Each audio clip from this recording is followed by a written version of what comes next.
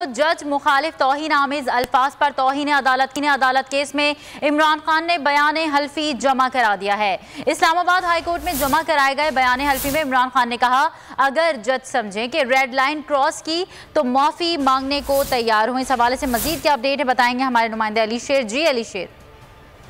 जी बिल्कुल, पाकिस्तान तहरीक इंसाफ के चेयरमैन इमरान खान ने बयान हल्फी अदालत में जमा कराया है इस्लामाबाद हाई कोर्ट में, और उसमें यह कहा गया है कि गुज़िश्ता समात पर अदालत के सामने जो कहा उस पर मुकम्मल अमल करूंगा। अदालत के इत्मीनान के लिए मजीद भी अगर कुछ कहेगी तो उसके हवाले से भी मजीद इकदाम करने को तैयार हूँ। अगर जज समझे कि रेड लाइन क्रॉस हुई है तो माफी मांगने को तैयार हूँ। इमरान खान ने गुज़िश्ता समात पर जो अदालत से माफी मांगी थी उसके हवाले से जो उन्होंने एक इकदाम भी किया, और ये इस इकदाम को बहुत सराहा भी गया कि जब वो अदालत में गए थे गुज़िश्ता रोज तो उस वक्त वो जज जो ज़ेबा चौधरी साहबा हैं उनकी अदालत में भी गए ताकि वो उनसे माजरत कर सके, और वहाँ पे उन्होंने वो अल्फाज जो है वो एक तरह से रीडर को रिकॉर्ड करा के उनको बता के भी आए थे।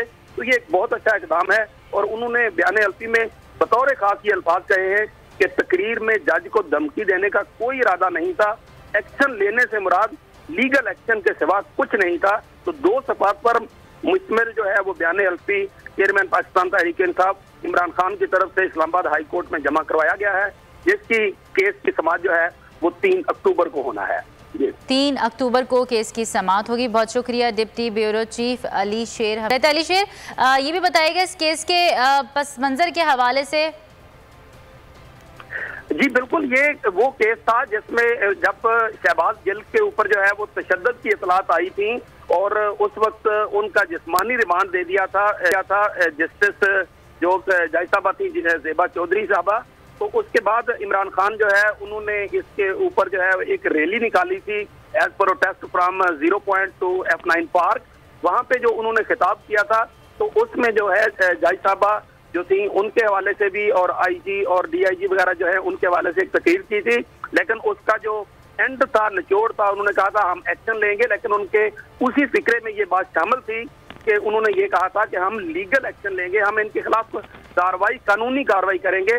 तो कानूनी कार्रवाई करना तो किसी का भी हक होता है, और इस मामले के ऊपर हुकूमत जो है उसने उसको मौका जाना और उसके से इमरान खान के ऊपर जो है वो दहशतगर्दी का मुकदमा 80A का मुकदमा बना दिया, जिसको इस्लामाबाद हाई कोर्ट ने उड़ा दिया।